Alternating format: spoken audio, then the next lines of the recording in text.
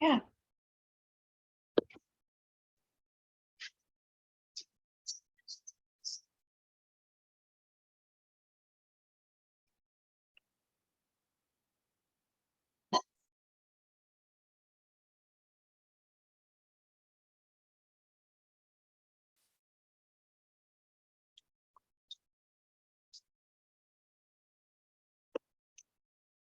Hello, everyone.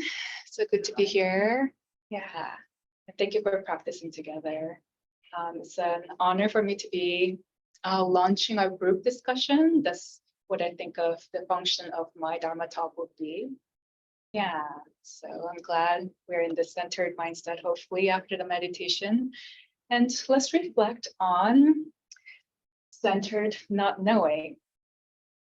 So I'm advocating for not knowing today. And that might be kind of interesting thing to hear because often knowledge is power. We want to be informed. And like, am I pro-ignorance? No. I hope that's not what you're hearing. I'm here to say I believe in education. I believe in forming opinions, informed opinions, all of that. And what I mean by centered not knowing is that actually described better by poet Keats, John Keats. If you like poetry, you might know his name. And I'm bringing in poet to this Dharma talk because I think poetic mind and meditative mind are a similar state of mind. So this is from the letter Keats wrote his friend, and the quote is here, but I don't know how well you can see it. So I'll read it out loud for you. A quality of mind, negative capability, is when a person is capable of being in uncertainties, mysteries, doubts, without any irritable reaching after facts and reasons. Let's sit with that for a little bit. Being in uncertainties, mysteries, doubts, without immediately reaching for facts, conclusions, reasons. I think best way of learning any concept is practicing. So here I will be inviting you to flex your negative capability muscles right away. So here I'll be asking you to recall a situation where you didn't know what was going on, and you might still not know what happened. And I'll give you my example. What came to my mind as I was preparing for this Dharma talk was a situation with a friend. And I had this friend, she liked meditating with me, and for her birthday party, asked me to teach meditation and yoga to her friends. And I did, and we had a good time. And she said, yeah, let's hang out next time. And when I texted her next time, hey, doing a rock climb, she didn't reply. And I was like, okay. A few days went by, I texted her again, hey, how's it going? Didn't hear anything back. And I never heard back from her again. So that kind of situation, your own anxiety between when somebody's not replying to your text for too long, that could be your example. That could be your example could be a weird dream that you don't know what it means. So whatever it may be, I ask you to kind of bring it into your mind of, I don't know what that means. I don't know. And I'll hold this space for about 12 deep breaths. And as you bring those memories into your mind, invitation here is to observe yourself. And what I mean by that is observe your sensations, emotions, action urges, like, oh, I want to, this action urges, and thoughts. Conveniently, the acronym is SEAT, SEAT. So it's on the board, but it might be a little too tiny. So observe that as you bring in that memory of, I don't know what happened. I don't know what that is. And I'll hold the space for 12 slow, deep breaths so we can explore this together.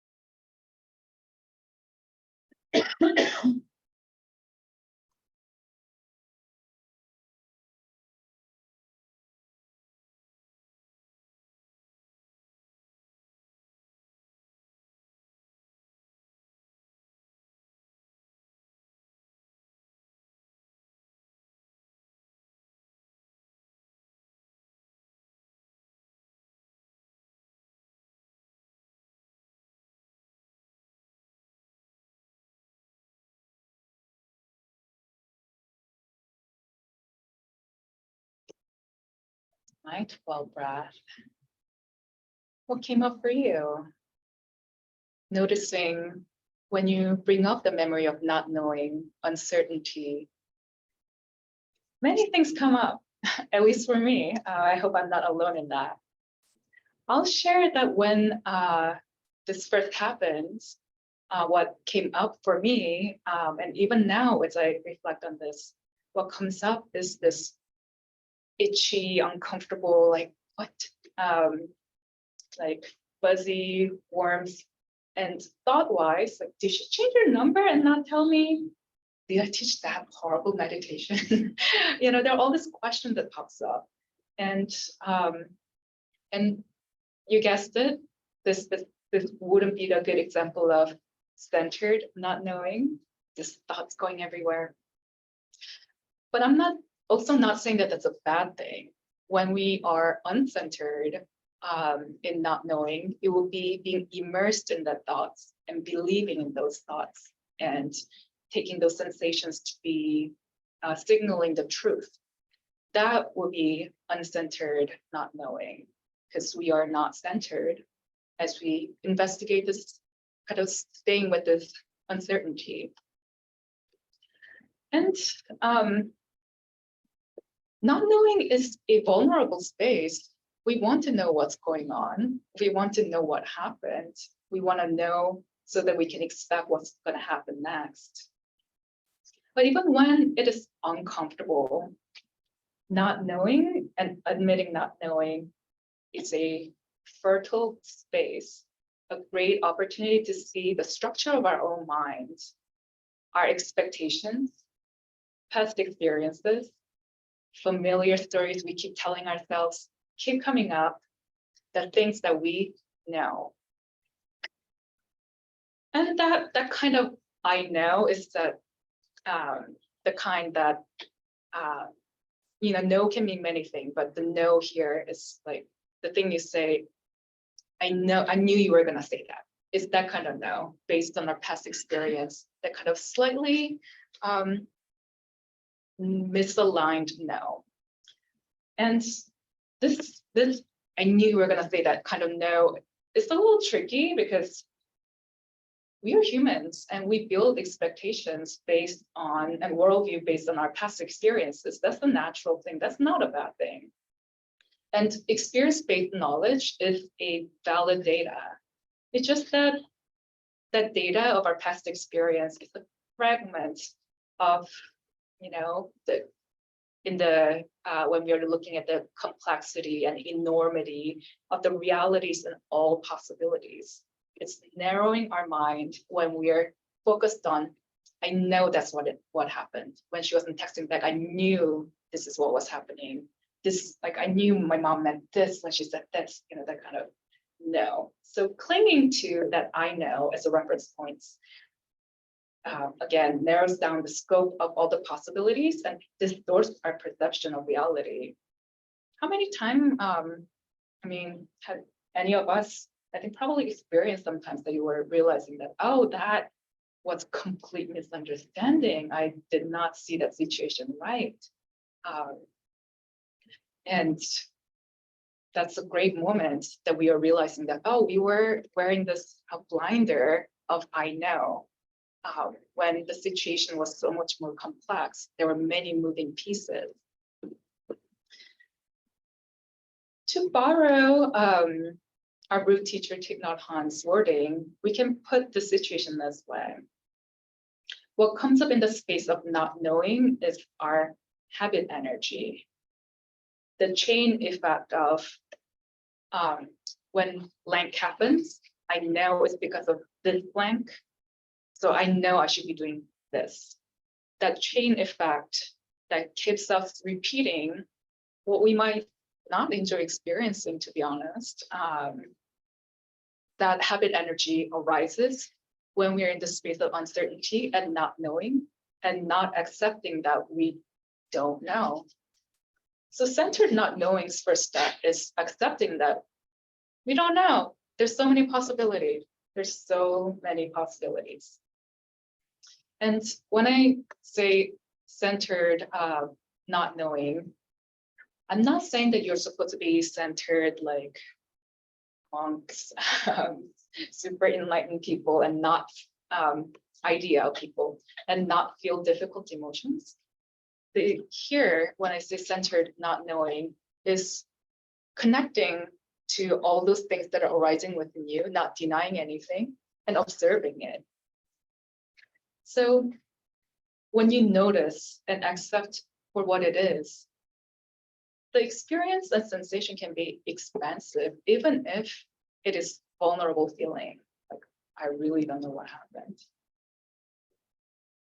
And, you know, like, I try, like when our root teacher, Thich Nhat Hanh, likes to say, befriend your habit energy. So when it comes up from within you, don't forget to say, hello, habit energy. I feel like we should have a t-shirt. I feel like that's a good Thich Nhat Hanh t-shirt. Hello, habit energy. Or I like to refer to the song, hello, darkness, my old friend. Just say hello when it comes up, when you're in the space of uncertainty. So what I'm advocating here by saying, let's cultivate centered not knowing. Longer way of putting it is, let's improve our ability to perceive the complex reality without jumping to the conclusion based on our past experiences and ideologies. But that doesn't roll off as well as let's cultivate centered not knowing. So that's my thesis statement of why I'm advocating for accepting not knowing and cultivating the centered not knowing. So what does centered not knowing look like? Negative capability as a concept to me is a really great way of picturing it, being able to be in uncertainties, mysteries, doubts, without reaching after facts, reasons, ideas. But if that doesn't land for you, I have maybe more fun example. Let's say you're on a vacation and you rented this beautiful lake house and you woke up early morning and there's this beautiful early morning fog floating above the lake. And there's this like interesting shape of fog floating on the lake. And it seems to be moving slowly. That's Loch Ness Monster. There would be knowing that we are trying to avoid. And not knowing is, how interesting.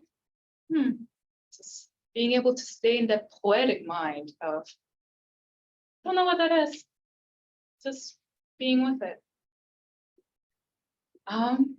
Because our mind likes to get ahead of ourselves, making hasty conclusion, Loch Ness Monster, opinions based on fragments of knowledge. And my theory, and I'm curious to hear your theories later on, my theory based on my self-observation is that my mind seems to jump to conclusion because it's comfortable when I can conjure illusion for myself that like, I know what's happening. Like I feel ready, I feel safer because I know. That's more comfortable space than open. I don't know. What's that? What happened? So it's kind of interesting navigating of discomfort, some discomfort that actually frees your mind, and you kind of have to cultivate kind of, it's like a, I don't know, it's like matcha. You have to kind of keep drinking it to learn that, oh, it's a good thing. I think matcha is a good thing. You might not. So the space of not knowing, if we accept our vulnerability that we cannot possibly know what's going on a lot of time. So again, freeing space, because we are acknowledging that the horizon of reality is wider than our narrow scope of past experiences, ideas, and language. And what's happening is freeing, because what's happening that you're not understanding, we often think that what's happening is what we fear that is happening, or what we want is to be happening. But actually, there are several more options. There are many more options to what is actually happening. And that can be really freeing, I would say. And I hope you will agree that we could really use negative capability, the ability to be in the space of not knowing in this today's political and other climates that we live in. I believe that negative capability and centered not knowing can improve our improve harmony, interpersonal harmony in any given space, because it's a combative stance to take if you were to be like, I know this is the truth and you're wrong. That is never a harmonizing stance. I don't fully know. Let's start there. There's more possibility of conversation there. Whenever you hear something is 100% hoax, something is 100% truth, most likely somebody's not taking the stance of centered not knowing. So in centered not knowing, again, pro not knowing, because it helps you to cultivate inner peace in some way. It gives you inner peace because what's happening, what you don't know, isn't what you fear. There's less likelihood of that's what you're fearing is happening. And interpersonal harmony, because when we both come to this situation as a flawed people who don't know a lot, there's more possibility of harmony.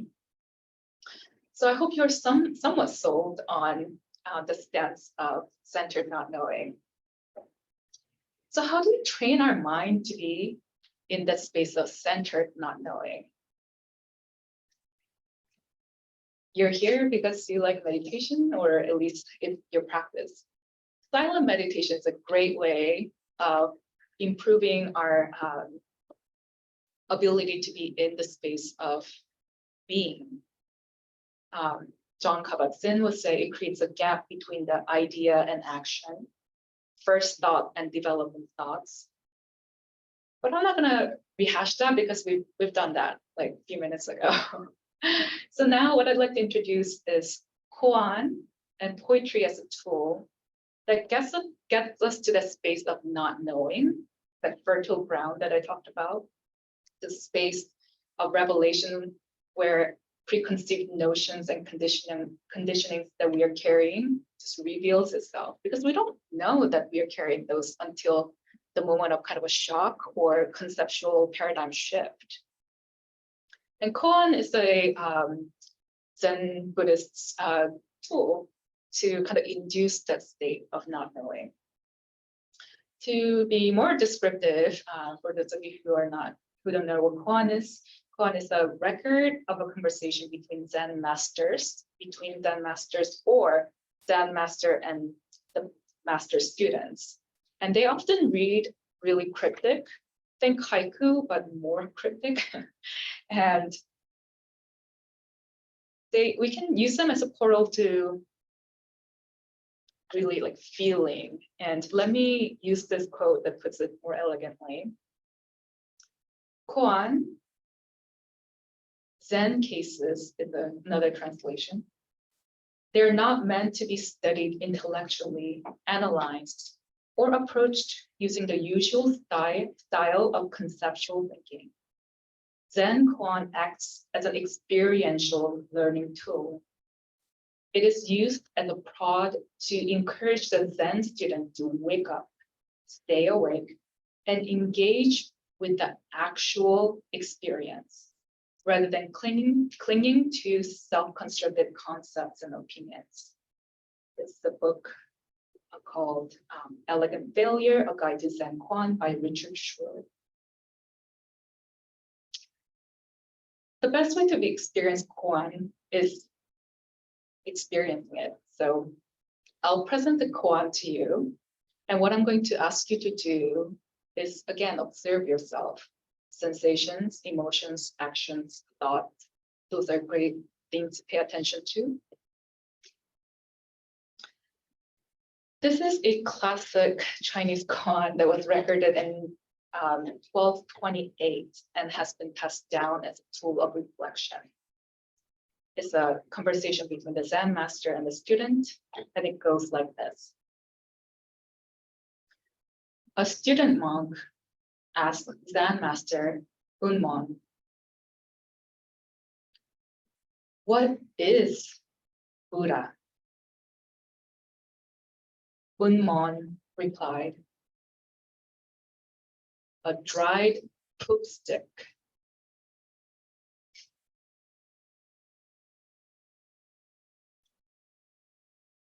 What is your experience? And I'm not making this up. This is the actual koan and has been passed down for a long time. Yeah. Laughing is a reaction that I felt too. Yeah. Dry poop stick. What even is dry poop stick? And experience your sensations too, because thoughts, we are often, modern human is easy to access thoughts, but what do you feel? And thoughts like to bring you to, I know what that means. I've deciphered it in that space, and we're working on avoiding that. I'll share my reaction. When I first heard this koan, I felt this kind of weird heatedness, kind of like I kind of ate too much wasabi, kind of, oh, what? Yeah, it's like, huh?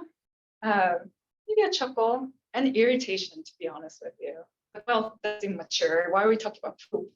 I think the question was, what's Buddha? Like, and I'm not saying this experience is wrong or bad or not koan reader, but I'm presenting this as a data. What can we learn from our experience to this unexpected turn?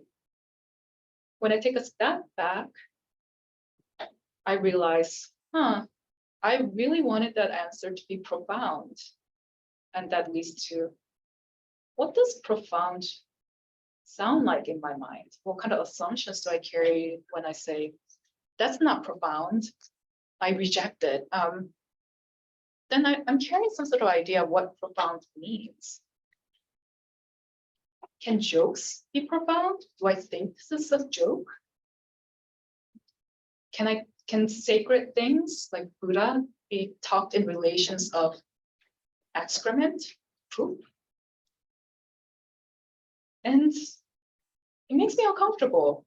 It still kind of does. And what I learned from this by reflecting on this space of like what just happened is there is inner hierarchy within me of how sacred things should be talked about, how Buddha should be talked about, what koan that reveals things for me should look like. So koan becomes this mirror of, you experience that, keep thinking, see what comes up for you. What are you learning about yourself? And yeah, so, and for the record, I think jokes and laughter, there's a great quote that I don't know where I picked it up from, that laughter is when you reach the edge of reasons and worldview. And good comedians really evoke that by challenging you to go beyond your worldview. So, even if it's koan is a joke, there's something to be learned because it mirrors you by helping you observe your reaction. Another koan, and again, observe how you feel. You might have heard this one. When you meet Buddha on the road, kill him.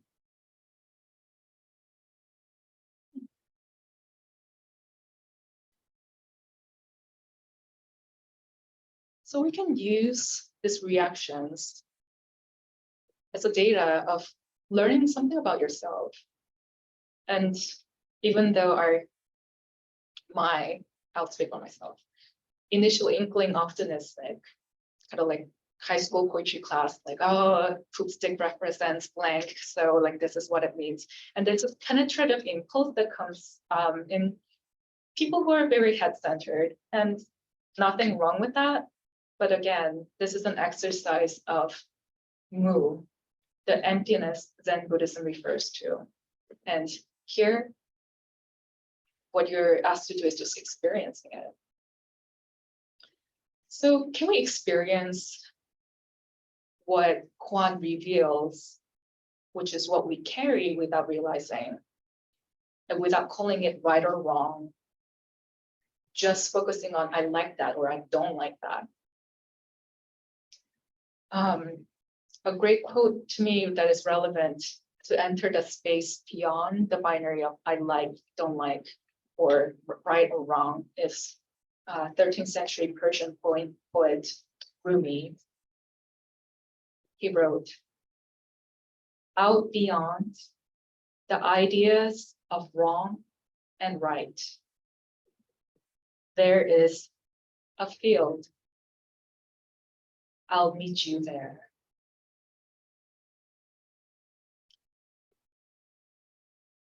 And not limited to Kwan, it's my belief that art is a great kind of dojo to practice this feeling of not knowing and feelings and being. You can always take a step back when there's a cryptic poem that you don't know what it means, or somebody said a too hard of a joke and you don't get it. That's a great opportunity to see, here I'm carrying this and it's revealing itself. So we can always be in the state of meditating with this idea. And many things can induce the state of, I don't know what that means, and seeing ourselves reflected in that emptiness. And that's why 4:30 p.m. when I lead the singing portion of like before gathering, I include secular music, non-spiritual music, because I believe that any art can be really revelatory space. And here, before we move on to group discussion, I think this song has a heart-opening lyrics that is aligned with centered on not knowing. So let me sing it to you. You must have heard of it. Slip inside the eyes of your mind. Don't you know you might find better place to play?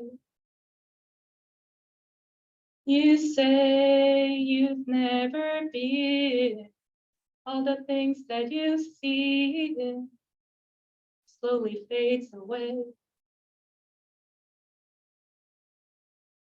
To me, that's negative capability, centered not knowing, where what you've seen fades away, and you will find a better place to play. So if this like writing things on the whiteboard doesn't give it away, I taught creative writing and poetry, and I've witnessed how poetry can really open our mind, because poetry, by its vagueness, opens our mind beyond the logic of language as a currency. Like apple, this means apple. That's kind of more a currency like mode of language. But poetry is something else. There's kind of unknowability going on, and that opens up our mind and our eyes and helps us experience. And I'm hoping to experience that with you by presenting this topic of koan, presenting the idea of jokes, and art as a portal to learning something about yourself. And I love this space and community because our practice of discussion as a learning experience, to me, that's really important.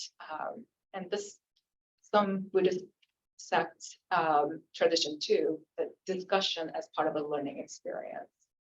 So for next 15 minutes or so, I'd like to invite you to kind of look around you and form a group of like 3 or 4.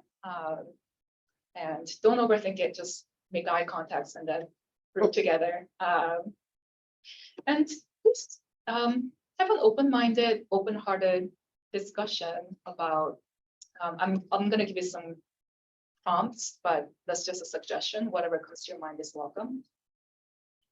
Talk about your own experience of when you thought you knew what was happening, but there were other things that was happening that you later learned, or what the songs and poems that I presented to you today, how that made you feel, and just kind of explore that with people with you. And facilitators, don't be shy to get in there too, because I'm curious too. So look around, form a group of 3 or 4. Feel free to move your seats so it's easy to chat with one another. And I will ring this bell when it's time to conclude the conversation, but let's reflect together. And I might join in on conversations if anybody wants to have one.